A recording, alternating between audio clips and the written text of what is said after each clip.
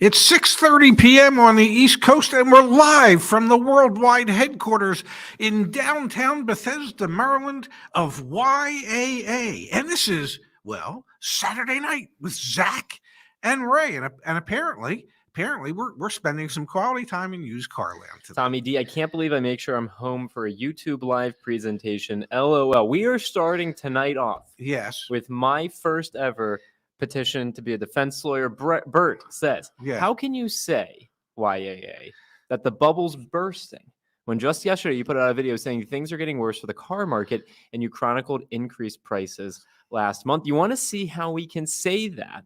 Yeah, please share. Look no further than Twitter. You can believe everything. Anything you can find on the internet is so. Because if it's on the internet, it's vetted. Bert, we needed you to click on this video because we're going to explain to you. This tweet went viral. Yes. From Car Dealership Guy. Good Twitter account to follow. Yeah.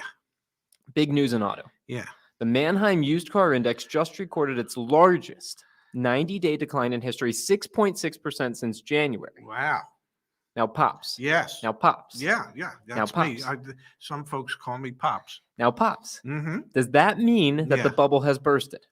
Not in my mind. Not in your mind? All right. We are going to come to the source article for that claim. Yes. Cox Automotive. And if I may, and I know I interrupt a lot, and I'm sorry because I get so far ahead of myself. I love it. But if I may, you are May. It is May. It is indeed, and it's my birthday month. So this is birthday month, ladies and gentlemen. This is the prime example of how figures lie and liars figure, and that you can write a title or a headline for an article that says one thing, or a YouTube live stream, and then in the very next sentence have it mean something else. So if we come back, if we take a peek here, if we all come back to the source article, wholesale used vehicle prices declined in April from seasonal adjustment. Okay. All right, so let's see, what does that mean? Exactly. Wholesale used vehicle prices on a mix, mileage, and seasonally adjusted basis declined. Not sure what that means. Declined 1% in April from March. Oh my God! The Manheim Used Vehicle Value Index declined to 221.2, which was up 14% from a year ago. Okay. The non-adjusted price change in April was an increase of 2.9% compared to March. Okay, so what is the non-adjusted price change in April was an increase of 2. So then, yes, Automotive News writes a really good article about, it's right here. Yeah. Wholesale used car prices fell in April, marking third month of decline. And one of the people that they interviewed for this article, we all talk about Black Book a lot. Okay. We do. We are super lucky. Yes. We have got great relationships with the Black Book team on this channel and on the Ray and Zach channel. We have interviewed the Black Book team multiple times. You can see here they had Alex Yurchenko, Black Book's chief data science officer, on, or here, and we've had him on the show before. Yes, he has appeared live, not in studio, but live, because we don't have a studio, but live from his house. Yes, he was from his house to share the information that they've been able to gather. So Black Book says their used vehicle retention index also fell month to month. Yes, perfect, makes plenty of sense. This sentence right here. Yes. However, that trend reversed at the end of the month, driven by cars and smaller SUV segments. And in the last week of April, most non-luxury smaller vehicles of all ages grew in price. So we've got headlines like this on Twitter. Yes. Big news in auto, all caps. The Manheim, and again, I like this Twitter account. This is not me taking shots.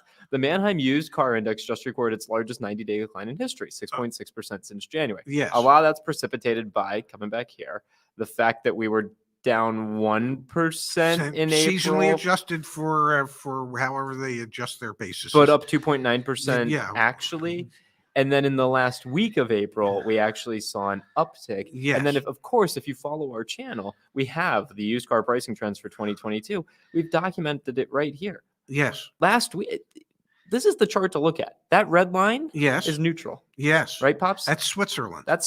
Yes. Okay. We had many weeks in a row below that red line. Yes. That means wholesale used car prices declined. Yes. What is the slope of this line at present, Pops?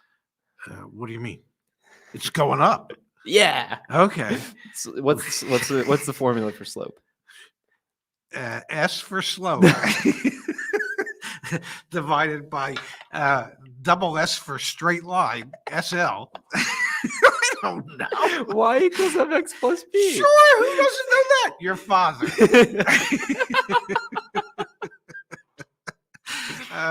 Anyway, the slope of the line's going up. Yeah. And we've actually seen what we believe to be not the bubble bursting, but actually a new bubble building. I'm going to be quiet for a second here, Dad. What's your take on all of these different data points, everything that's going on? What's your take? And I'm going to go to the chat and see what folks are saying. Well, I think I said it in the beginning. Thank you, Igor. This is the perfect example of figures lie. You can make figures state whatever you want them to, and liars figure. Liars figure out how to make those figures state whatever they want them to. All I know is that from what we've seen, dealers are still having a hard time getting quality used cars at what they would describe as reasonable prices. The prices at the auction, the floor that these dealers will take at the auctions are still high, and other dealerships are paying it. And even though wholesale prices, and that's what that's what this refers to as wholesale pricing, even though wholesale prices have declined to a certain degree until the end of April when they started going back up again, even though they've declined, that's not retail prices. And I know if you read the article, it says, well, retail prices are down 13%. And I'm thinking, where? Muncie, Indiana? Where? I don't know anywhere where they're down 13%. The issue every single agency that reports on retail prices has is the same issue we face. Go to our car search right now. I love my team. I love what we're building. The prices aren't right. Because the dealers advertise fake prices. Well, yes. No one actually knows what the transaction. We're starting to get some of that with the dealer reviews, the crowdsourced dealer reviews. Yes. No one actually knows what the retail prices are. And so you're never actually going to know. I mean, Black Book does a pretty good job, and they've shown that retail prices have stayed inflated. Yeah, I think wholesale values have dropped about 5%, or according to Manheim, 6.6% since January. And I believe, from other data that I've seen, that retail prices have declined 1%. 1%, which is, you might as well just say retail prices have been stagnant, stationary. Switzerland, they're not going up, they're not going down, they're not moving. Now, if wholesale prices are starting to go up again, which is what we saw last week and the prior week from Black Book data, then that would indicate to me that we will start seeing an increase in the retail pricing. Might not be a significant increase.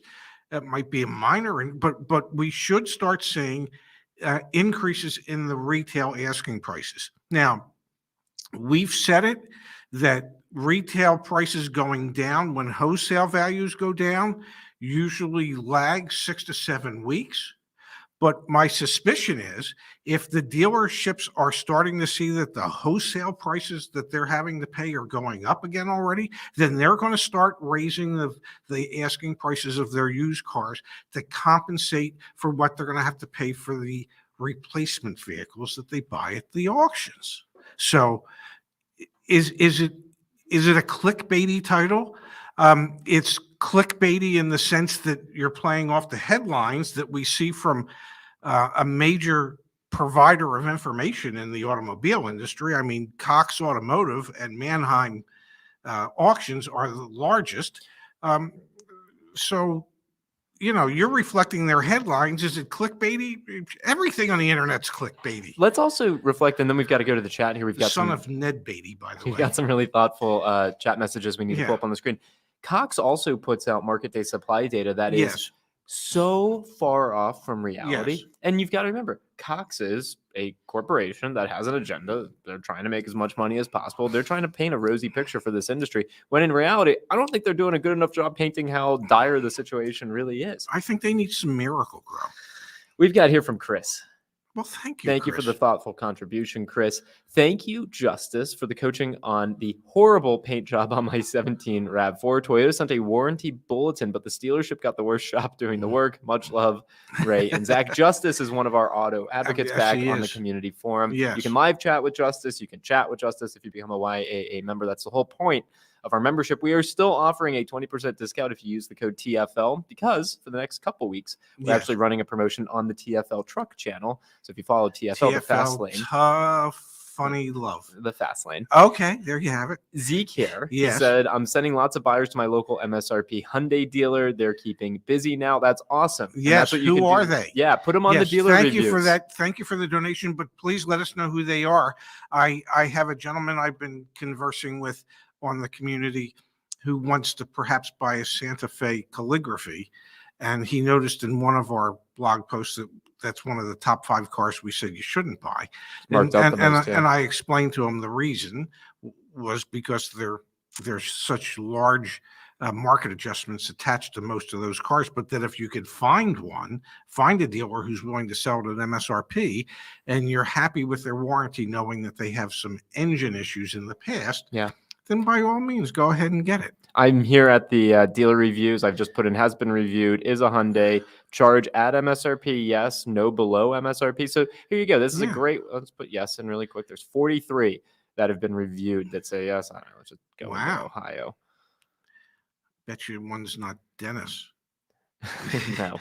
There you go, Reichert. No real comments here. We've got a comment. Oh, there you go. There you go. This is how awesome crowdsourced information is right here. So anyway, please. And that's from just a few days ago that he added that comment. So please, Zeke, please add your that to the community. Now, Pops. Yes. The other big news story that I wanted to make sure we hit on today is interest rates.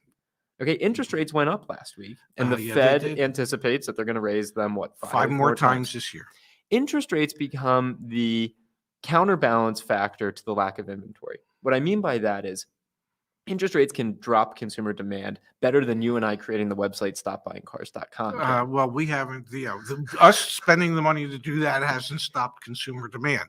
But the Fed raising rates over the last 8 weeks, raising the rates twice, that could do more to stop consumer demand than you and I ever could. Exactly. And so what's interesting here is you have still pretty bad new car headlines. Yes. Like there's no sign that that's actually anything's been resolved there, supply chain wise, production wise. You can't even order a lot of 2022s anymore because they're just saying, nope, you got to wait till the next model year. So we expect that would increase used car pricing. And we've actually seen some leading indicators that suggest that, used car demand is actually still pretty healthy. Like, for example, CPO sales improved slightly in April. They still remain behind last year. Like that's a headline that says to me, okay, so there's still consumer demand, but that consumer demand could go away. But there could be 2 reasons for all theirs. Okay, that it's slightly behind last year, and that's because there's less and less cars that can qualify for a certified pre-owned. That's a good point. Yeah. I mean, if they don't meet the criteria, then you can't do like the manufacturer's certified pre-owned package on it. That's a really good point. But if we're selling more CPOs, still that means that there's consumer demand. Yeah. Oh, absolutely. But if consumer demand goes away, then you could see used car price. Then you could see the bubble burst. Yes, absolutely. I mean, there in my mind, there's 2 things. There's 2 things in my mind that would create the bubble where it could burst. Mm-hmm. Yeah. When will it? What will it cause it? Well, there's 2 things. One is rising interest rates. The more the rates go up, the more expensive cars become if you're financing them. And contrary to Dave Ramsey, probably 94% of all cars that are purchased are financed, even though we all know that the best move in life is to pay cash for them if you happen to have it. And most folks don't. So probably somewhere between 90 and 95% of all vehicles are financed. So if interest rates go up, then payments go up. Yep. And if payments go up, then they become less and less affordable to more and more people. So there's a handful of people that can afford those higher payments. And then if you combine that with a slowdown from that, and if we happen to fall into a recession, and there has been some talk that, we could be on the verge of a recession. Those 2 things would cause the bubble to burst because typically during recessions, people stop buying most things that are not necessary, Mm-hmm. that are not a necessity. And yes, an automobile in most cases is still a necessity, but having a brand new one just because you want one no longer becomes a necessity. So if we have the recession along with higher interest rates, that could cause the bubble to burst. When might that be? I don't know. Could it be 2 months? Could it be 6 months? Could it be 8 months? I don't know. But there are things in play that could allow that to happen. And yeah, I would not be surprised if either one of those things came to fruition. Now, do you think, and this is like a real legitimate question, do you think this is a representation of the bubble starting to burst, or do you think this is a representation of a business model that isn't meant to last? And what I'm alluding to here, everyone, is Carvana's stock. I want to talk about Carvana a little bit here. Their stock's down 80% in the past year. Yes. And they've obviously struggled throughout the past year to actually, I don't know, get titles to people, sell cars that have been reconditioned. But they've been kind of the boon of, they're going to pass CarMax. That was the trajectory they were on to be the biggest. Not anymore. Do you think that seeing stocks like this tumble, is that a reflection of, hey, no, the car price bubble, it has to burst. If Carvana's struggling, the prices will have to come down. I think that's more representative of what investors were thinking the future might be, and then what reality really is. And the reality is that it's difficult. I mean, yes, there's a lot of people that are willing to buy things online. Hell, personally, I do my best to keep Amazon in business. I mean, I shop with them all the time. Your sister you order stuff all under my account. Okay. And I use my credit card. Yeah, that you do. But my point is that there's lots of things that I don't mind buying online. I don't know how you can spend the money it takes to buy a car online and not be able to drive it first, not be able to have a pre-inspection done first. Totally. So yeah, there were investors saying, oh yeah, the American public's ready for this. They want to hit one click and buy, and the car gets sent to their house. Yeah, but when the car gets to the house and it turns out to be the giant piece of poo, like some dog just took a dump in your driveway and they called it whatever car it is you bought. That's enough to make you go, well, maybe this is not the type of item I want to just hit one button, click, and buy. I want to corroborate what you just described there. I just tossed the link in the chat here. This is not Carvana. Yes. This is Vroom. Yes. Vroom literally is being sued by the state of Texas. Yes.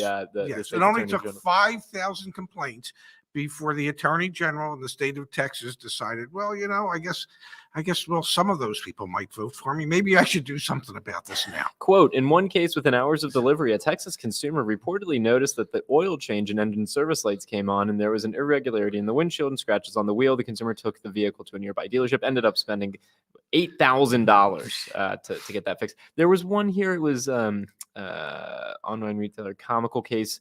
Oh yeah, in a sad but almost comical case, a customer bought a car from Vroom with a driver's seat that was pushed as far back as it could go without the ability to move it forward.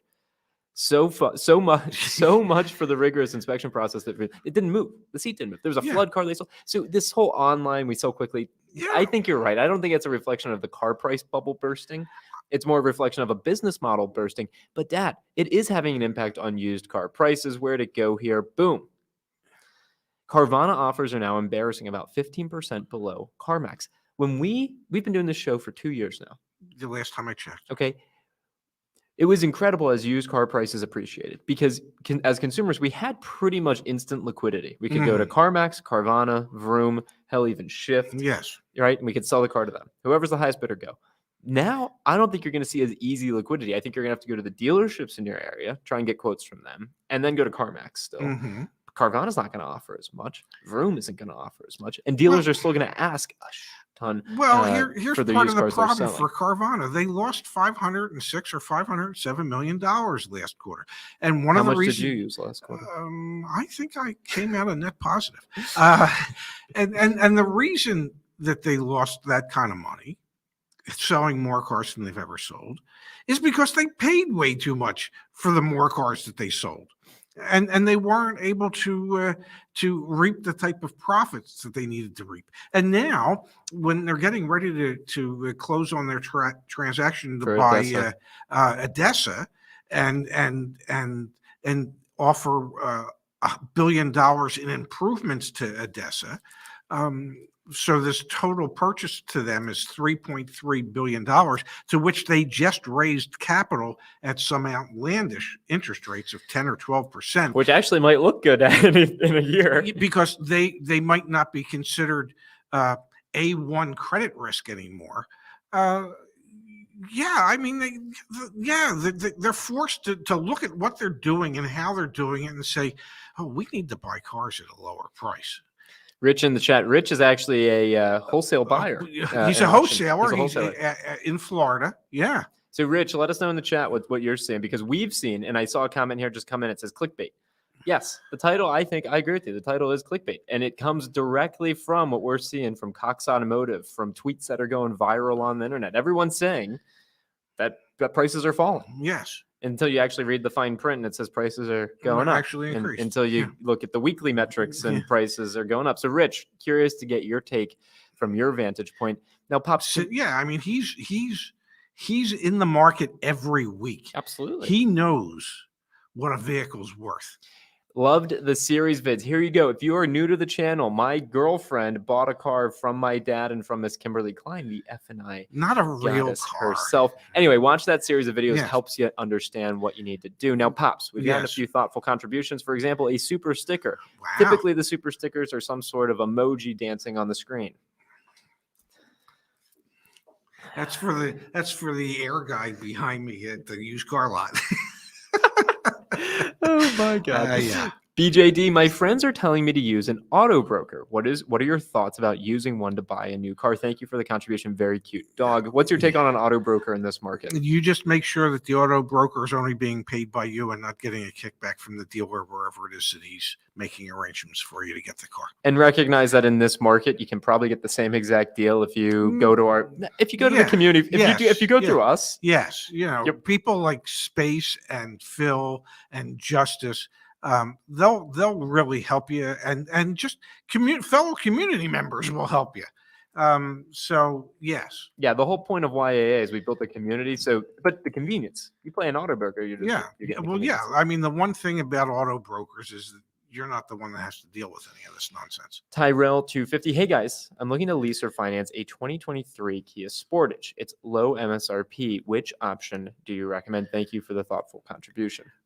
Well, and while you're answering this, I'm going to look on the community forum and see if anyone else has recently leased or tried to lease a 2023 the problem is most manufacturers are not necessarily offering really strong lease programs at the moment. So that it might make more sense to finance in this market than lease. But the big thing you want to do is make sure that you can find a dealer that won't charge you over MSRP for the vehicle and won't necessarily require you to buy a whole bunch of dealer installed accessories that you may or may not have wanted. I just tossed in the chat the lease deal that I found when I literally just clicked on the community forum and typed in Sportage lease. So hopefully that helps as well. Flex with a question here, and thanks for the contribution. Thank you so much. What is the latest on the semiconductor shortage? What have you heard on that front? We've been tracking the weekly numbers from Auto Forecast Solutions. They weren't as bad last week. There's still major supply chain issues. There's still major COVID issues in China that will be impacting chips and other supplies that are needed for the manufacturing of cars. So it still doesn't look good yet. No, and I'm going to sneeze. Having said that, I'm not. Okay, wait, put the headphone on. Grab it. You knew it was coming. Oh, Jesus. If I blow up, ladies and gentlemen, it's only because I had an internal sneeze and not an external one. Well, there you have it. This is why we have ad-libs on this show. Oh, my God. Matthew, good to see you. And I mean, literally, if I hadn't said anything, I think I might have just blown my brains out.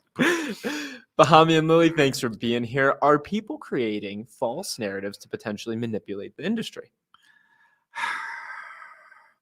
You know, we live in a time when conspiracy theories run rampant over everything, about everything.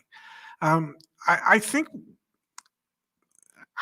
the best thing to remember is that manufacturers want to manufacture. Okay, they don't want to limit what they can manufacture because they can't get their hands on the parts. If you realize that 2 years ago at this time, there were about 4 million new vehicles in dealer inventory around the country, to today, there's about 900,000. Now, you've cut out 3 million vehicles that needed to have been produced to stay at that level.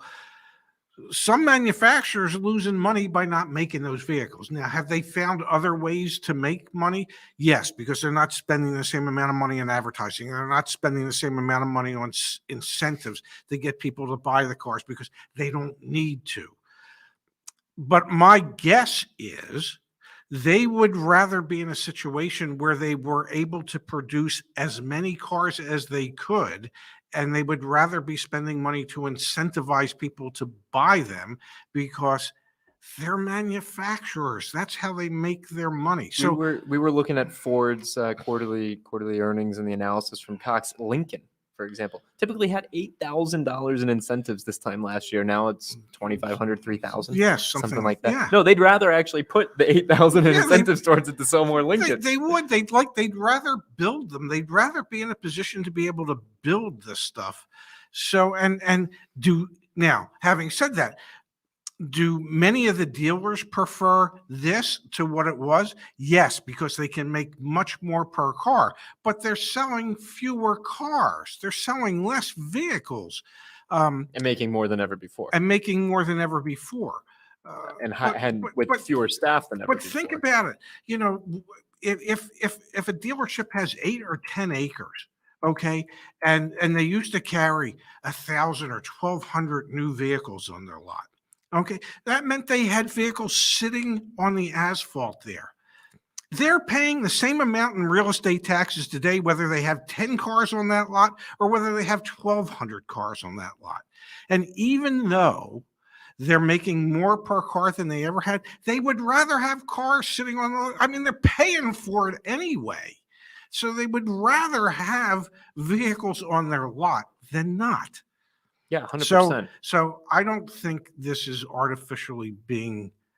But are the stories being manipulated to try and make it look better than it actually is? Well, I can get behind. I think the manufacturers are suggesting to their dealer bodies that, oh my God, yeah, we've got the supply chain thing figured out. Oh, by the second half of the year, we'll be in a much better position. Well, I don't know how to break it to anybody, but the second half of the year starts in less than 30 days. Yeah. Okay. So no, but in the third quarter, it'll be fixed. So I don't see it. You know, I don't see it. But yeah, they all try to paint a rosy picture. They all try to tell you that they're still on pace to make the money they were expecting to make for the year, to hit the numbers that they expected at the beginning of the year. And that's all nonsense. That's all conjecture at this point. Yeah, no, it's definitely not exactly what's happening here. Tommy D, thank you for the thoughtful contribution. We really appreciate it. We've got here from Rich. He says, I buy a lot of cars from Carvana that they should have retailed. Then they've bought cars from me that I announced with known problems. So I don't know what their business plan really is. Yeah. Well, yeah, that tells you everything you need to know, Rich. Their business plan is to sell crap to the public at top prices. Toma Boy, I'm watching from Australia and I have no clue why I find this so interesting. Yeah. Well, I know why, because we would say, "Good day, mate." There it is. Yeah. Put some more shrimp on the Barbie. So you've been to Australia. Can they really say that? You're a local. Tiffany says, how can there be a car shortage when there are so many ads for new unsold vehicles for penny on the dollars? Scam ? I think the point here being that you still see advertisements for vehicles. Yeah, but you don't see new, No. You're not seeing new cars for pennies on it. I came to our car search because we have in transit. If a vehicle's in transit to a dealership, it'll actually say it. If we know that it's in transit. If we know it's in transit, it'll like show up as one of these checks here. I'm not finding any right now, so I'm gonna. Oh, there you go, right there. Good timing. Yeah. So these are all in transit. Yes. So Tiffany, a great example is like this has been on a dealer's lot for 42 days. That's BS. Except it's not at the dealership. 43 days. It's not at the dealership. Yeah. They've just been advertising it for sale for 43 days. And you know what? It's probably pre-sold. And you know what? If it's not pre-sold, or even if it is pre-sold, they're probably still going to try and sell it for more when it arrives. Well, I'll run down the street and check because it's right around the corner from us. Correct. Yes. We are here in Bethesda, Maryland, if anyone was curious. Yes. And right down the street from that dealership.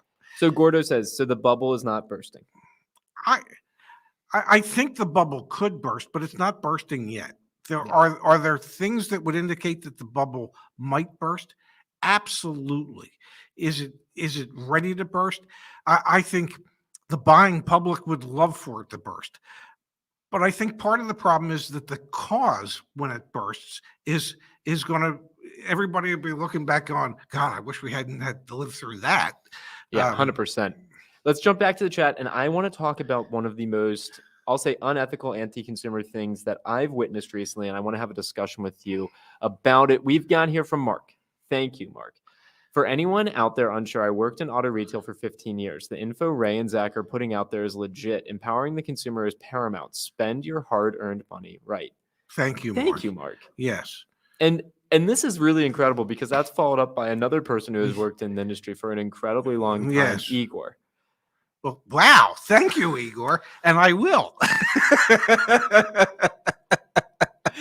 My dad and I were out for drinks in New York on Tuesday night. Yes. And my dad took a sip of a shot of whiskey, and I just started coughing. Yeah. And Thank you, Igor. As I said to Zach and the people we were with at the time, I said that whiskey took my breath away, much like the first time I saw your mother. Aww. Yeah. Except I didn't cough when I saw your mother. Alicia says, picked up my car Thursday. I was ready for F&I. Thanks to you guys. And Miss Kimberly Klein, who I know is in the chat with us here live. Thank you for that, Alicia. Thank you to the whole YAA team. We've got a really incredible group of advocates here that want to support. And Pops, your birthday is May 25th. So that please, folks, do not get too excited. And actually, I could grab it. I'll grab it. Vamp, please. Yes. So one of our viewers, one of our members, was kind enough and gracious enough to ask Zach for our address here so that he could send us. And Zach's trying to figure out what the hell he did with it.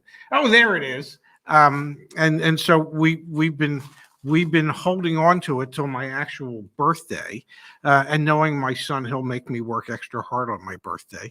Last year we worked on my birthday. We did. Yeah. So anyway, we have a very thoughtful present that's already here. Clark, yes. Thank you for the thoughtful contribution. Thank you so much. Now, Pops, I want to turn our attention to a story that we covered on the video that, dropped today on the YAA YouTube channel. I'm going to pull it up here on the screen.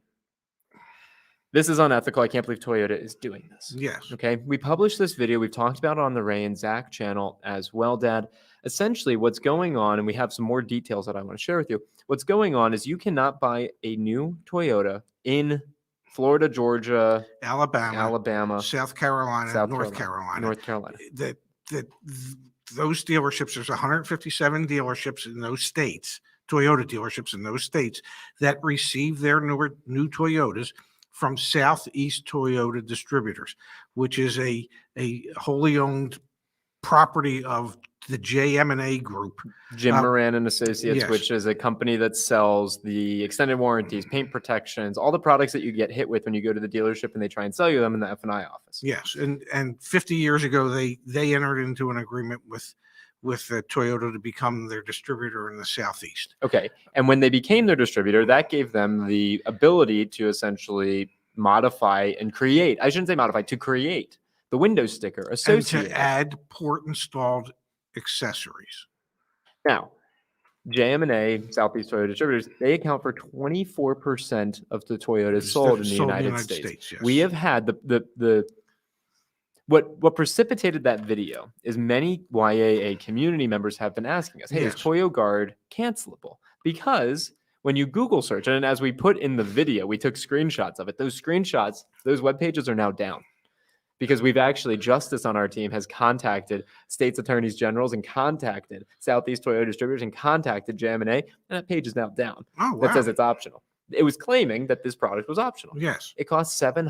$699. And it cost a dealer $250 or so. Something like that. Yes. And when you start to do the math, someone in the comments actually did the math that we're talking about tens of millions of dollars yes. that are going out of consumers' pockets yes. and into the dealers' hands. We weren't able to find. Well, the amount going out of consumers' pockets was if they sold 250,000 new Toyotas in that region of the country with the $699, that equaled $112 million that was spent by consumers that they didn't ask for and were forced to buy. And I want to continue on the story, but I also want to share a quick tangent. We are so freaking passionate about changing the way that this industry works. I got a phone call just yesterday, dealer on the line. You got to take our inventory off your website. You got to take our inventory off your website. Calm down. Why? What happened? Well, we didn't authorize. Well, I don't need your authorization for your inventory on my website. But like, what happened? Well, we had a customer come in here and they were trying to negotiate the out the door price. Okay. Thank you for calling. Yeah. Okay. We are here to educate and to empower. JM&A, I really don't want you to come mess with us and try and take us down because you guys are worth billions. Yeah, and we're worth like thousands, at least thousands, hundreds of that billion maybe. So I don't want to get squashed here. Yeah. But holy hell, someone's got to talk about $112 million. Yes. That's rent money. That's food money. That's everything money. And you cannot cancel this product. And then, Dad, we finally found. A community member sent this into us. Here's the actual warranty associated with the products. Okay. With Toyo Guard. Oh, cool. What's interesting here, when you actually go down, there's a couple things that are interesting. So it's a relationship between you, yes, Southeast Toyota Distributors LLC, not you and the manufacturer, not Toyota. It has nothing to do with Toyota. And to just remind you, yes, going all the way down to the bottom here. Yes. Southeast Toyota Distributors LLC. They are located at 100 Jim Moran Boulevard. JM&A is so freaking big, they have their own street. Okay? They probably paid enough taxes to get to say, hey, we want this name Jim Moran Boulevard. If you have issues, there's a couple pieces in here I want to. If you have issues, yes, you actually have to go through their National Center for Dispute Settlement, or if you don't, then you can actually try and litigate with them, but then it's under the Warranty Act, kind of limiting in the amount of recourse that you actually have. And what I found most interesting, Dad, yes, $3,000. That's the cap at what this product will pay out. Okay, so for example, but isn't it just for 2 oil changes and 4 wheel alignments? It also covers. And it covers paint and leather, or paint and interior protection. Exactly. Yes. Covers paint and interior protection. Yes. Which you have to take to a Southeast Toyota dealership. So if you buy a car from a Southeast Toyota distributor in Florida, and then you go move to Montana, you can never actually use this product, and they just took $700 from you, and it's theirs. It has to go back to. You have to. Where does it say that? You have to. I'm sorry, I shouldn't have asked that. No, it's okay. Yeah. No. Claim. Well, maybe it was this last one. If you fail to file the claim within 30 days, then it's on you. I thought if it was from out of state, they just had to call in and get approval. It may be that. Yes, I think that's what it is. Here it is. If any damage covered by this limited warranty occurs, you must protect your vehicle from further damage and file a claim within 30 days. In the event of a warranty claim, please contact the nearest Toyota dealer to arrange for repairs. The dealer will contact Southeast Toyota Distributors, and they will. Yes. Thank you. We want to make sure we're putting the right information out Yes. there. This is capped. You don't want to give them a reason for them to try and squash it. Thank you. It's capped though at $3,000. Okay. Which I just found fascinating. So it's like you're going to force me to buy this product for $700, and then it's got a cap on it, which is normal in these types of products. But no consumer can get that off of a vehicle that's being sold in Florida. If it's pre-installed and on the Monroney label. And if you have leather, you're not covered. There you have it. This is the type of stuff that pisses me off. How is that possibly, I guess, whatever. It's legal, but I don't like it. I really don't like it. I don't blame you. All right, here we go from Zeke. Do we need transparent pricing regulation for used and new cars like we should have with medical services? Do we have that with medical services? No, like we should have with medical services. I personally, I realize the economics behind all this. It's supply and demand. And so it's basic economics. If supply is low and demand's high, prices are high. If supply is high and demand's low, prices go down. My issue with dealers is not that they're asking for more than the MSRP. My issue with dealers is that not only are they asking for more, but then they are forcing you with a take it or leave it attitude, forcing you to buy the dealer installed accessories that they've decided to add to their cars. And the example I always give, when I stayed at a Ritz-Carlton once, and they have these lovely robes in there, and it was in Chicago, and Chicago's pretty windy and cold and rainy, and in the closet they also had an umbrella, and it would be like if you stayed at the Ritz-Carlton and they said, yeah, the rate is $369 a month, a night, excuse me. Oh, and by the way, there's a really lovely terry cloth robe in the closet. That's an extra $40 a night. Yeah, but I don't need a robe. I brought mine. It doesn't matter. It's already in your room. And there's an umbrella in the closet in case it rains. That's another $20. But I brought my own umbrella. Doesn't matter. It's already in the room. So you have to pay for it. You would be upset with that as a consumer. And you should feel the same way when dealerships try and force goods on you that they've decided you need. The breakdown in what you just described, though, Dad, is that when you go to the hotel, let's say they did actually charge you for the add-ons. Yes. Fine. You know what? There's an extra value. It's entrepreneurial. It's economic. Whatever. It's capitalism. Great. I want the robe. I pay more for the robe. You don't get to keep the robe. But hear me out here. Yeah. For the privilege to use it. Whatever it is. Yeah. The issue between the dealership example and why, similarly to medical services, you might need the same thing, and the hotel example, I understand what I'm getting into when I go and I grab the robe. The amount of wool that's pulled over the eyes of customers, the lack of information symmetry is what makes it so that some people, if they don't watch this channel, if they don't have a friend like who is you in the industry, they're going to get taken advantage of. And it's not because they wanted to. It's not because they wanted to pay extra to wear the robe. It's because they were told, well, you have to get the extended warranty to lower your interest rate. Yes. And so I think that's where you end up in a place where, yeah, you know what? Honestly, there probably should be some pricing regulations in this space that force. And look, Ford's kind of starting to do it with their Model E. Well, when that. Oh man, and we've actually got a really interesting story there. Yes. From the drive, dealers who flipped Ford F-150 Lightning demo trucks face $25,000 fine. So, Ford has said by 2025, Ford Model E is in effect, and Ford dealers will no longer have, Ford Model E dealers for electric vehicles will no longer have inventory, and they'll no longer be able to change the price. The price is the price. Yes. And until then, they've threatened, that we'll take allocation away from you, and it makes the brand look bad. And here we go. This is the first action. You're going to get a $25,000 Well, this fine. is their demo vehicle that they provide to the dealership. We used to get vehicles like that when I was at Mini and BMW, and where the dealer would have to agree to keep the car in service for people to be able to drive it so that they could decide whether or not they wanted to order one. And you had to keep it in service for X amount of time before you could sell it. Now, Ford is saying, well, you have to keep it in service for at least 6 months, 180 days. Doesn't matter how many miles, before you can sell it. Unless, of course, you sell it, but you have a replacement vehicle that will be in within 90 days. Pops.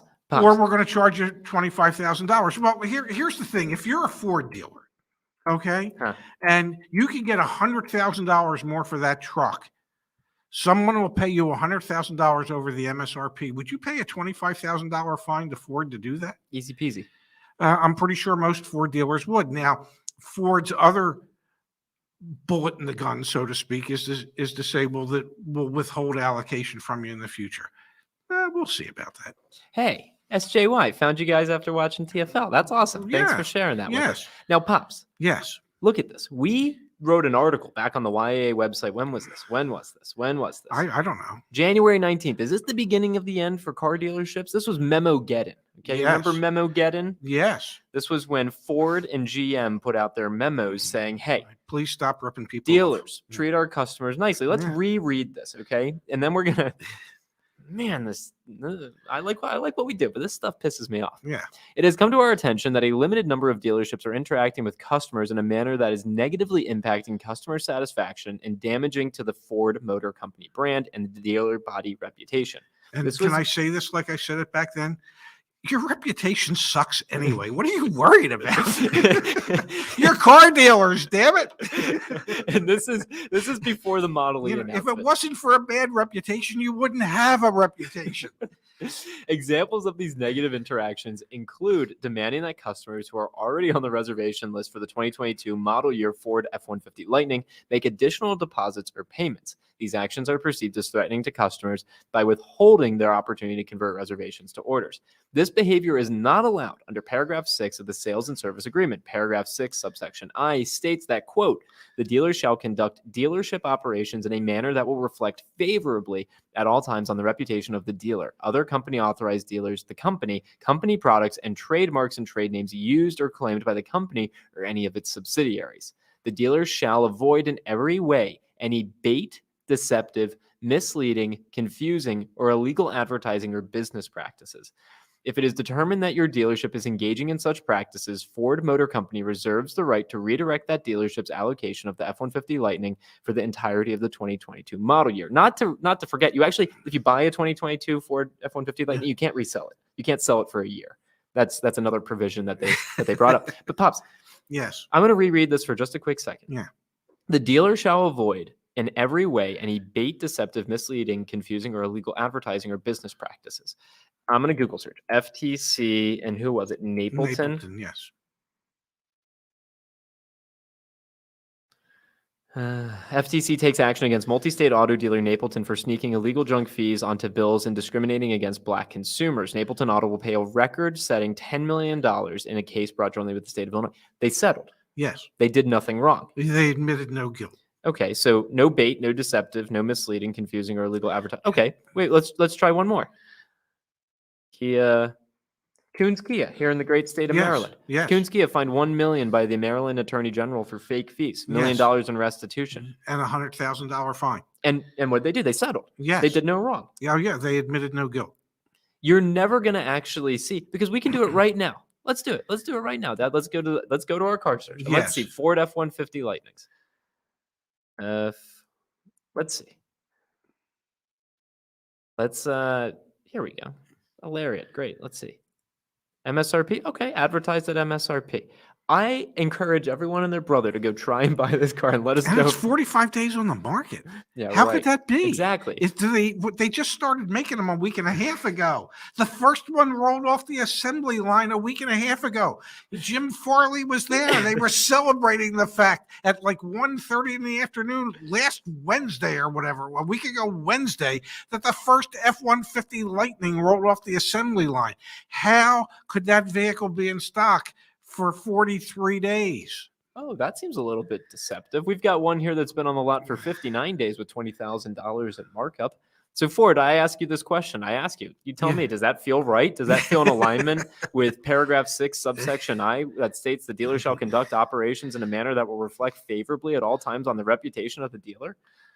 Well, it probably matches the dealer's reputation precisely. People on YouTube, ourselves included, and Igor says, read my last comment. Okay, I will find that, Igor. We harp on the dealers a lot. Yes. We harp on the dealers a lot. Yes. You know what I'm scared of? What? All of the OEMs going the way of Tesla, because you know what they're going to do?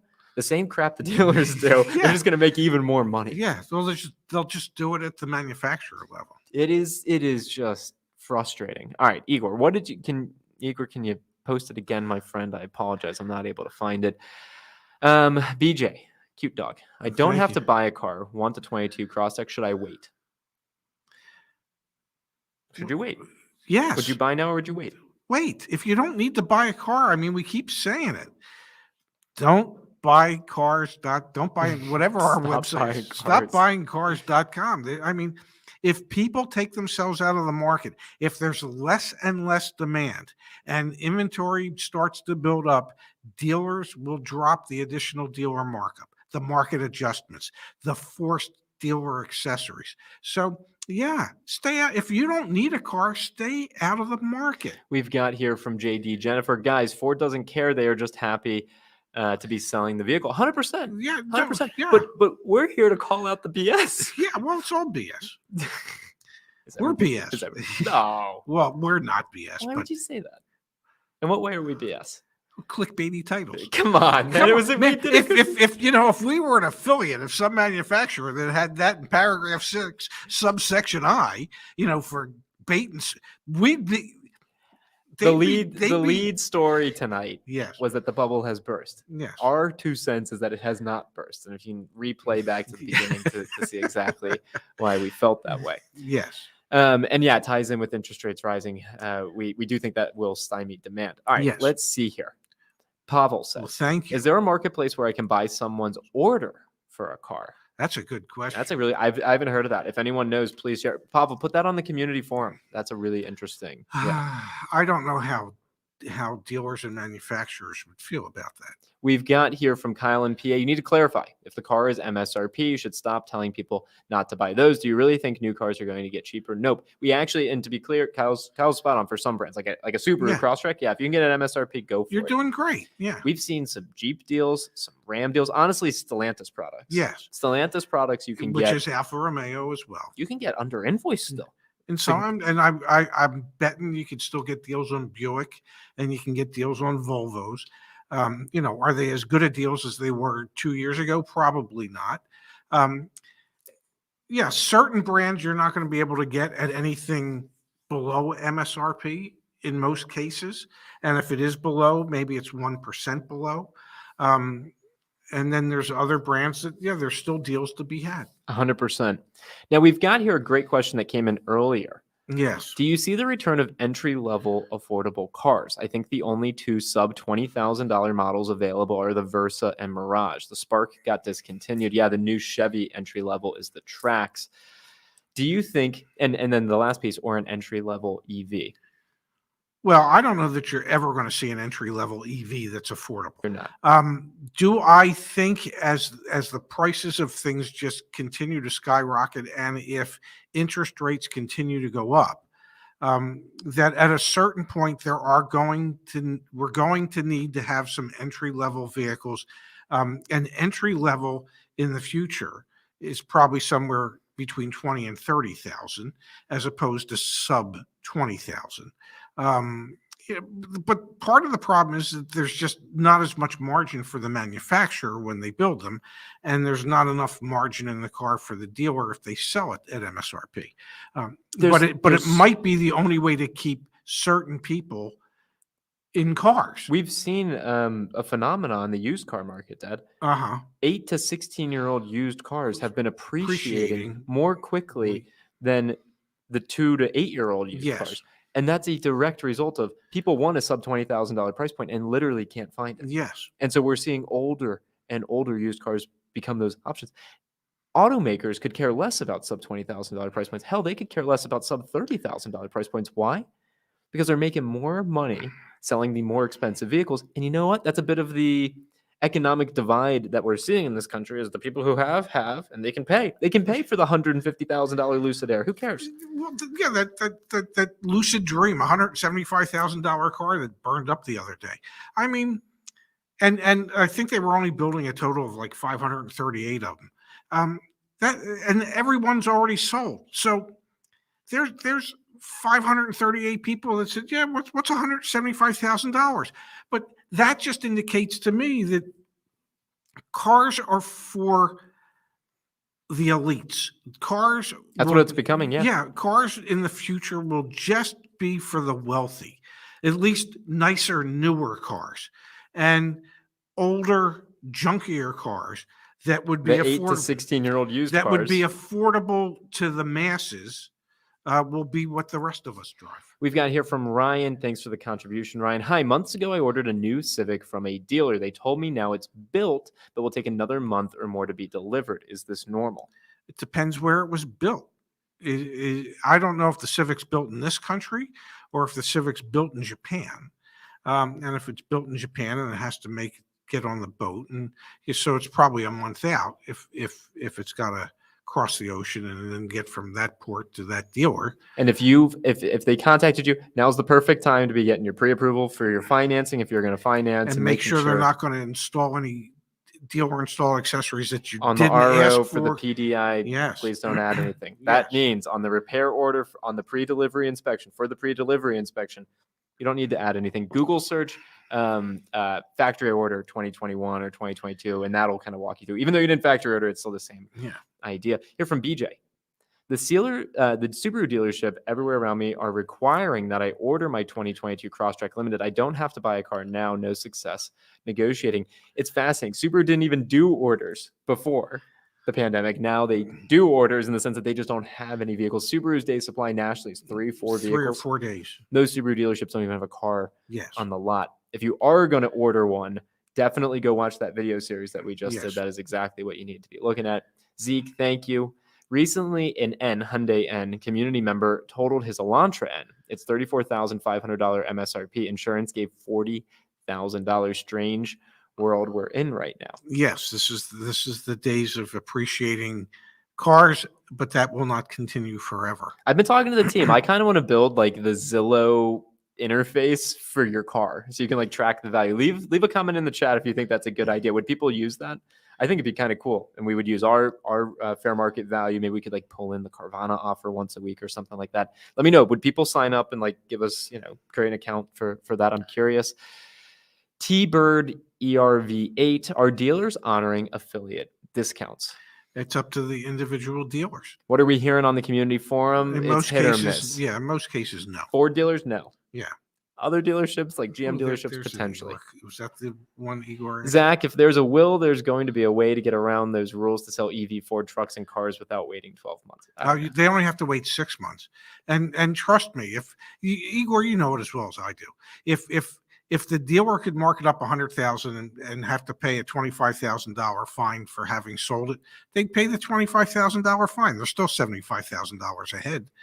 Cool. Thanks for the comments about the Zillow model. I think that'd be cool. Yes. And TrueCar does suck. The reason TrueCar sucks is because they're in the pockets of the dealers. The dealers don't even want to pay for the leads anymore because they don't need to. No. That whole business is totally, they're totally screwed up. Yes. You've got here from Cliff Dad. If gas prices continue to go up, do you see manufacturers going back to smaller, more fuel efficient cars, or do they go electric? And I just want to comment here. I saw on Twitter as well, someone talking about, are all used car prices dropping? And I replied with the data that Black Book shared with us. Hybrid prices are not declining the same way gas price vehicles are. Hybrid vehicles are actually kind of maintaining their value better or appreciating. Same with EVs. But what is your take on this, Dad? Do you think manufacturers will go back to small cars? I don't know. They've all allegedly committed so much, over $500 billion to EVs. But I still think there's a market for fuel efficient ICE vehicles. There just is. And it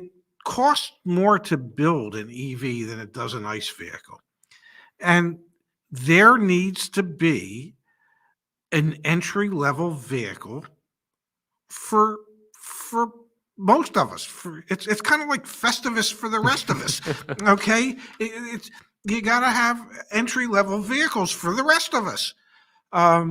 So yeah, I think if some manufacturer were to do that, other than Fiat, Acura with the Integra, $32,000 starting price. That looks incredible right now. I think any manufacturer that would do something like that, other than Fiat or Alpha, or I think they'd kill it. I think they really would, because there's people that need cars, and they would much rather spend somewhere between $20,000 and $30,000 and be able to get a new car than to spend $20,000 to get a 5 or 6 year old used car. Now, Pops, I have a question to ask to the chat. This is the most people we've ever on a stream. Thank you, everyone, for being here. It really means the world to us. You know as well as I that Arash, yes, who isn't on the stream tonight, but he's actually he's who, between the three of us with Arash, we started YAA 2.5 years ago. He runs all the technology here. Yes. At YAA. Yes. Now, his wife is away for the weekend. Yes. Okay. Here's my ask. If everyone could please go to the website, joinyaa.com, and search for something right now. Let's see if we can break the website. Because I feel like it's 7:30 p.m. on a Saturday night. His wife is out. Yeah. She's gone. She's away for the weekend. So if we could break it, if we give him something to do. Thank you. Yeah. Joinyaa.com. Let's see if we can break the website. I really hope I'm not regretting that one later, but hopefully Raj doesn't mind. Yeah, he will. Erica, thank you for the thoughtful contribution. Thank you, Erica. Website says 2023 Palisades will be out in the summer. Try to find 2022 or hold out for 2023. I didn't even know new cars rolled out in the summer. I'll let you answer that. I'm going to pull up some data that'll help answer this as well. Well, my guess is you're going to have a hard time finding a 2022 that isn't already spoken for. And yeah, a lot of the manufacturers have decided to bring their next model years out a little earlier. And I think part of that has to do is they've cut back some of the production on the current model year, the 2022 model year, with the hopes of increasing their part supply and their chip supply so that they can have a normal, uninterrupted 2023 model year run. Now, one of the things that I like to look at, all right, here we go. 4eyes. This is a great data source. Encourage everyone. It's just 4eyes.io. Here, I'll show everyone how I got here. What does IO stand for? It means you're tech and cool. Just go to their website. International organization? No, just go to the very bottom. You can see where it says data right next to my dad. Click on that. They have awesome data. We reference it all the time in our videos and on forums and everything. So come here. They do a U.S. auto inventories level by model years. They take data from 90% of the franchise new car dealerships. What I want to do here is actually see, do we have, Arash just. He just called to say we broke the internet? No, I'll read his message in a second. Hey, Arash. Oh, crap.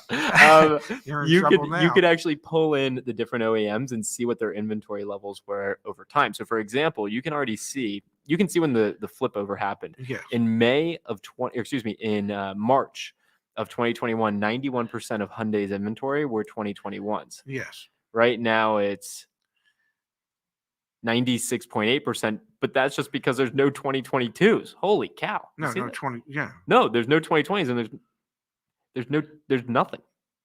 They just have no cars. Wow. That's insane. Yes. Anyway, you'll be able to come here as a reference to see when and how inventory levels are changing based on model year. All right, and here we go from Arash, from our CTO at YAA. He says, "Sneaky buddy, I was on. AWS will save me." All right, well, we're having fun. And here you go. Marshall says, "Can a consumer have access to the Black Book for trades?" 100%, Marshall. That's part of our YAA membership. Sorry to do two plugs back to back, but part of what you get if you become a YAA member is we pay Black Book a nice sum of money every single month. Which is one of the reasons why they're willing to come on and talk to us. Probably. Our check's still clear. Yes. If you go to, oh man, the website's slow. Okay, anyway, if you go to plans, you'll see that you have access to our auto advocates via chat, phone, or email. So if you're working on buying a car, you have questions about buying a car, you have access to them, the community, our buying guides, and you get your trade-in valuations from Black Book as well. Not to mention we have some other goodies that you get as part of your YAA membership too. Okay, let's come here to Core Guy. My Toyota guy said their next allocation of 2022 Corollas will arrive in June, July. Each unit already sold, and I'd rather go vegan than drive an EV. Anyway, interesting point there. God, I'd like to say, Core Guy, I'm with you on that, but I couldn't go vegan. I just could not. We had Dad on the Ray and Zach channel a while ago. What was his name? He was the Toyota dealer out of Canada. Yes. Marcello. Yes. And Marcello was telling us, they got no cars. They have no clue when cars are coming in. No one has any clue. No. And we actually had someone here in the chat, Dad, ask us. Flex said, will you get David Chow on again to talk about the industry and the chip shortage? David and I chatted last week. He's going to Europe for 3 weeks. I can't disclose who he's doing work with, but it's all about the freaking shortages of stuff. Yeah. He's going to Europe to work for 3 weeks. When he gets back in June, we're going to do a video with David and interview with him. Is that before or after you go to Europe for a week? I am enjoying that I will go to Europe for a week. Yes. All right. Wow. You know where I'm going? Huh. I'm going to the shore. Maria, good time to buy now. Only if you absolutely need to. Yes. Don't go used and new at MSRP or below, and pressure test it on the community forum before you do buy something. Yes. How you feeling, Pops? I'm good, buddy. I'm good. I'm thinking I am what day's today? The 7th. Yeah, May 7th. Okay. On May 26th. You'll be 71 years old. No, well, yeah, I will be because I would have turned 71 the day before. But I know, I was right. Yeah, but my point is on May 26th, that Thursday, it's the Thursday of Memorial Day weekend, by the way. I will be after the live stream, after our daily show at noon. Yeah, I'm getting in the car and I'm driving. Are you coming with me? To the Jersey Shore? Yeah, because we gotta set up the whole kit and caboodle again. And my place is a mess because they never did the remodel yet, and I moved everything around. But yeah. So in less than 3 weeks, ladies and gentlemen, I will be back at the Jersey Shore. I will make it a point to get a sub from the White House. Let's go back to the chat. Oh, I'm sorry. I'm so looking forward to it. Ed, thanks for the thoughtful. You can go to Europe and do whatever you need to do, but I'm going to the shore. Can you go on PBS better than Car Talk? Yeah, I've reached out to. We have gotten no press support from the major press, and you know what we've learned? Yeah, we've talked to them before, and what we've heard is, well, a lot of our ad dollars come from dealerships, so I'm not sure if we'll be able to work with you. Yeah, because we tell the truth. And you know what's funny is dealerships, Carvana, OEMs, they run ads on our videos. We can't stop them. Yeah. We get paid. It's awesome. Yeah, no. We put it back into the business. Yes. So anyway, it's fascinating that we can't actually get on, but hey, this works. You never know. Okay, there was something here from Igor that I wanted to pull up. It was this. Okay. 4 new Subaru cars in my old Subaru dealership, 6 CPO Subaru cars, and the rest are just off-brand used cars. This actually reminds me. I don't know how I just connected the dots right there, Dad, but I've got a good one. You're a dot connector. That's why. All right, we're going to talk about this story. Okay. Everyone, please buckle in. Refusal to remove polysteel option is this legal 2 days ago. Yes. We've got Jonathan, a community member. He's asking this in the community forum. I ended up walking away from a potential deal on a 2022 Hyundai Tucson Hybrid SEL at Dennis Hyundai of Dublin in Ohio. The initial offer was good. The out-the-door price was $37,717.70. But things fell apart when I asked for the polysteel paint interior protection, $1,000 to be removed. Now it says, and he asked to see the paperwork for the polysteel paint protection, and he noticed that there was a declination box on the form. It literally says, where is it? Probably up further. Super polysteel. Here it is, right there. Yeah. I understand. I have elected not to purchase. It has a declination box, okay? Yes. Now, Jonathan, let me come out of here. Now, Jonathan was texting with the dealership. Yes. And this is what they told him. They said, Jonathan, I understand you want, or he said, this is Jonathan. He said, I understand that you want to put it on, but unless it's already on the vehicle, then according to the paperwork you sent me, I have the option to decline it. If that means you're going to refuse to sell me the car because I won't accept something, I have the option to decline then. We don't do the deal. So Jonathan did exactly the right thing. He got the paperwork, like you and Miss Kimberly Klein have taught us. Get the paperwork, declination box, we're good to go. This is what the salesperson replied. Yes, I remember this. Jonathan, stop complaining and get yourself the car you want. You're never going to get rich if you penny pinch over treating yourself. Sorry, wait, let me start over. Oh, God. I feel like we need background music. Jonathan, stop complaining and get yourself the car you want. You're never going to get rich. Can I interpret that? Jonathan, you're such a whiner.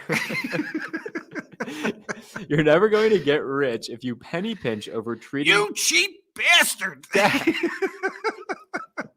I'm interpreting. Maybe owning this hybrid is going to be the thing that springs you into making more money, and then what the 1K? I'm going to start talking like that. However, you are right. I am saying that this is the deal as it is. You can pay the $995 and not get the polysteel with you prefer, but the bottom line is the same. What's happening here? And then we've got more. Jonathan says, I'm not paying for the polysteel, Rebecca, and the paperwork you sent me says that I have the option to decline. Enough with the strong arming. Either let me decline and take the $995 off the out-the-door price, or provide me with paperwork explaining why I'm not allowed to decline something. The paperwork indicates I can. You can see we are in a lose-lose situation. A loose for you, a loose for me, a loose for your family, and a loose for our dealership, which everyone is going to regret. The only way for you to get from where you are to enjoying this underpriced and rare Tucson hybrid is if you go ahead and get it or wait a few years.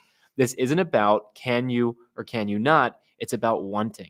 Do you want to own this hybrid? Would you rather end up taking a convention motor because that's all you can find and dealers are putting a fee on those that you get nothing for? Or do you want to own or do you want to own what the most sought after hybrid? Let's get this done. Send your driver's license and I'll call for the deposit. Okay, I'm done. Have a nice day. This is just such a perfect example of how broken buying a car absolutely is. Yes. I could work at the UN, by the way I can interpret. I mean, would you have ever tolerated a salesperson like that in your dealership? No, absolutely not.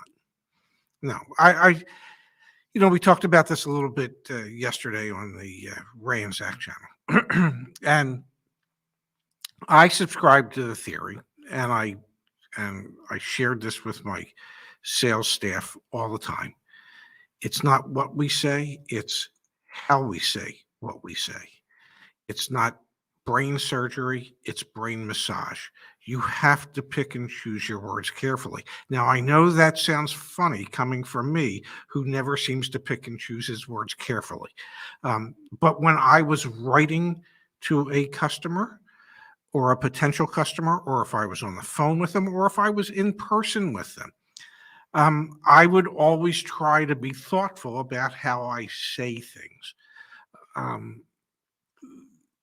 If I had a salesperson that communicated with a customer like that, the first thing I would have done is I would have said, please come to my office. And I would have had another manager in the office with me when I fired Rebecca. Yeah. Okay, for cause. And then I would have contacted Jonathan and I would have apologized profusely. I would have eaten poop if I needed to, in order to build a relationship with Jonathan and sell him a car. As it turns out, just so everybody knows, Jonathan ended up getting a different brand of car because of Rebecca's verbiage that she chose, and he's much happier. And he and his wife figure they got a much better car for their family. So it all worked out in the end. But the point is that you need some people skills, and I'm sure Rebecca thinks she has them. I agree with you, but you don't hire her if as a dealership you are not at this point in this, post-pandemic world, so cocky and arrogant about the control and power you have over the customer. That's a top to bottom issue. Yes. She interviewed Pops. I would hope more than likely she did. But at some dealerships, Zach, the interview process is, so where have you worked before? Okay, why'd you leave? Okay, I get it. If I put this mirror under your nose, can you fog it? Can you pass a drug test? And I don't mean can you tell us which one of the drugs they are? Okay, is your drug screen going to come back clean? Okay, good. Can you start tomorrow? Yeah. Yeah. That's how it's done at a lot of dealerships. So that they're not really vetting some of the people they're hiring. Good dealerships with good practices do vet the people they hire. I lost salespeople that I wanted to hire because our vetting process took so much time. Yeah. But I would rather be safe than end up sorry by having a Rebecca. Let's jump back to the chat here, Pops. Indigo, thank you for the thoughtful contribution. Yes. My car is on its last leg. Should I purchase a 2022 RAV4 hybrid now and finance, or wait until December, January and pay cash? They are selling like hotcakes, and I'm worried there won't be any in December. So here's the good news. You can buy it now, finance it, and if you want, you can pay it off in December. If you can find a 2022 RAV4 hybrid at MSRP right now, jump on that. Yes. And the reality is you might have to order it, which just means getting in line for the allocation, and it still might not even come in until December. Yeah, but the point is that if you can get one now, and even if you finance it, you're going to finance it at a cheaper rate now than you will 8 weeks from now when the Fed raises rates again. We've got here from Lisa. Thank you. Thank you for your advice. I've decided to put off getting a newer car. Going to squeeze some more miles out of my old van in 04. Yeah. Well, heck, a van, that could be worth a ton today. You know what's scary about an 04 van right there? And thank you kindly for the donation. You know what's scary? When we look at the 8 to 16-year-old bracket of used cars that are appreciating most in value right now, again, the bubble hasn't burst, folks. If you're joining here late, this is all tied back to tweets that are going viral, headlines from people saying, hey, big news, car prices are dropping. Car prices are dropping. Just don't read the line that says car prices are going up. Actually went up, yeah. Yeah, just don't read that line. The reason I'm harping on this 8 to 16-year-old and the fact that it's an 04 van, that van's going to appreciate more. Yes. There's no indication that a 18-year-old van is going to depreciate. No indication. No. That's scary. Here you got from Core Guy. You're never going to get that amazing car deal if you penny pinch over getting a YAA subscription. Don't be a loser. Hire me, guys. Core Guy, that was great. You know, I did go to advertising school when I was much younger. Yes. And yeah, that sounds like copy I might have written. And which is why I never had a career in advertising. This is also true. We are running a promotion right now in case anyone does TFL. There we go. At checkout. We're running a promotion right now because we have sponsored the TFL channel, the TFL Trucks channel. Yeah. So if you use the code TFL checkout, you'll get 20% off. So if you are going to join YA and become a member, please use the code. Save some money. There's no reason not to. Alicia. Thank you. I was fortunate to have a transparent sales lady, and F&I was not pushy. He stated, if we treat you right, you will come back and send your friends and family. It was a small town dealership. Please leave the review at the car dealer reviews. Which is, as I've said for 40 some years when I first got in the car business, that any retail business, as the owner, you have a decision to make. Do you want to sell a few people a lot of cars and build a long, sustainable business? Or do you want to depend on the population continually growing and sell each person one car because you treated them so badly they would never come back and buy a second car? I always thought it made more sense to sell a few people a lot of cars. 100%. I'm seeing a lot of questions in the chat about where do I find RAV4s at MSRP and questions about car deals and things like that. I am asking as politely as I possibly can. We will not be able to get to every question that's come through the chat tonight. There's 1,800 people here. It's incredible. We've never had this many folks with us, and we appreciate it. If you go to the website, that's because you had a good clickbaity title tonight. I thought long and hard. If you go to the website and you go under resources and you go to the community, or just go to community.joinyaa.com. This is the place to post questions. Our team of auto advocates, our community itself, there's over 10,000 people in the community. Yes. Come here and please just post your questions. If you become a premium member, obviously we prioritize with our auto advocates getting back to you there. But there are folks, even folks like Earl Stewart, who has recently joined our community. Yes. One of the few Toyota dealers in the United States selling at MSRP. Earl Stewart joined the YAA community. Yes. And he's in here. He's in here helping people. Yes. So anyway, I'm just, we are two guys in front of a computer with the rest of y'all here. The community is really where you can get a lot of help. Yes. Here you go from Robert, Dad. Thank you, Robert. We secured a loan through our bank here in Charlotte, North Carolina at 3.9%. The dealer took one look and said there is no way they can match that. Wow. I think that's just a tactic. I guess that must be true. Well, I don't know what banks that that dealership is affiliated with. Yeah. But 100%. most have enough banks that they can get more competitive rates. Perfect example, though. Always get a pre-approval before you go to the dealership. Yes. Zeke says, and thank you, Zeke. We appreciate the contributions. He's got to stop. He doesn't. Zeke, you don't have to pay every time you want to ask a question. Yeah, no, you don't. In this market, it seems to be in my best interest to buy and upgrade every year so long as it's at MSRP when I buy and above when I sell. Yes. That's crazy. But that can't go on forever. Well, maybe it can. I don't know. We don't anticipate that it'll go on forever, but I think through like 2025, that's kind of like what I think. All right, Pops. We've got here from James earlier. Pops, give Sonny Boy a noogie live on live. Oh, I don't know. My hair looks good tonight. It does. That was as you like to say, I have product in my hair today. You want to give me a noogie? I can't believe you have product. Yeah, in your yeah, hair. I've got product. I put some goop in it. You put some goop in it. Yeah, I moved it around and everything. Here you go, Zeke. Take my money anyway. Why you help me get a better price on my new car? Thank you, Zeke. We appreciate that. But we do a lot of stuff for free. We're not here for all the money grabs. Yeah. I'm gonna do one more promo here, Pops, because promo time. If you're enjoying tonight's show, there's probably a lot of new faces here. Search on YouTube Ray and Zach. We should pop right up. We do a daily show over on the Ray and Zach channel, Monday through Friday at noon Eastern. It's also a podcast. Yes. If you just search for daily news, you can use on Apple Podcasts or Spotify. We do daily streams at noon Eastern, all sorts of interesting topics. So if you're interested and if you've enjoyed tonight's conversation, join us daily over there. Just search for Ray and Zach. Yeah, it's usually about 30 minutes. Yeah, 30 minutes every single day, Monday through Friday. Yes. Now, Pops, I know we've got a lot of folks that have joined us tonight. I think there's a lot of value in what we've created. Let's call it a show for today. Okay. And we'll be back again next Saturday. Yes. We'll also be, obviously, on Monday. Now, can we warn people?